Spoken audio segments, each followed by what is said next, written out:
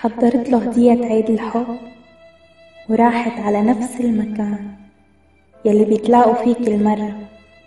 جابت كيك على شكل قلب وضلت عم تنطره يجي ساعة، ساعتين، 3.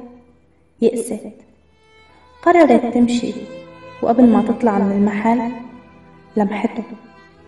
اجا وجايب معه هدية، دبدوب أحمر كبير وكيس تاني ما بتعرف شو فيه. الضحكة رجعت لوشها، قلبها صار يدق بسرعة، اللهفة بعيونها، بس هو ما كان مبسوط لما شافها.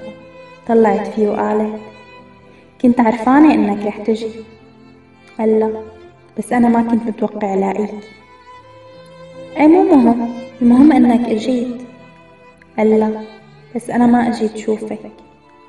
سكتت، ما حكت ولا حرف. طلعت بعيونه بأسف، بقهر، بحقد، بأسى. قال لا، ليه عم تطلعي فيي هيك؟ أنا قدرت كفي حياتي من جديد وحب من جديد، وأنا هلأ ناطر حبيبتي بهذا المكان، والهدية إلها مو إلك. قالت له: متوقع أني كنت ناطرتك؟ قال لا، مو مهم هلأ. طلعت فيه بكبرياء مليان وجع وقالت: أنا أجيت لهون مو كرمالك، أنا كمان حبيت ونسيتك. لا تفكر بعدني بحبك، انت ما عدت تعنيلي. طلع فيها نظرة استخفاف وقال لها: ما عاد يهمني، فيكي تمشي.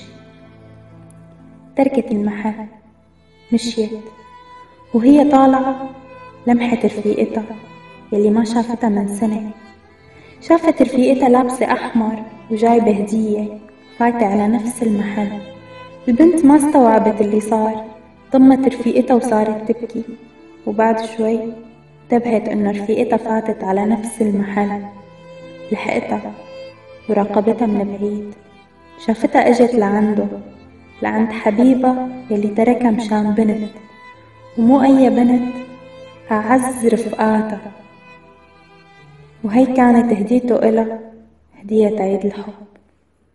فكرتك صح وكانت هيدي غلطة عمري. أوقات الصح صعب علينا نشوفه دغري، ومنلاقي الغالي علينا مخبى بتوم الكذبي. من جوا رخيص، من برا دهب وقشري. من جوا رخيص، من برا ذهب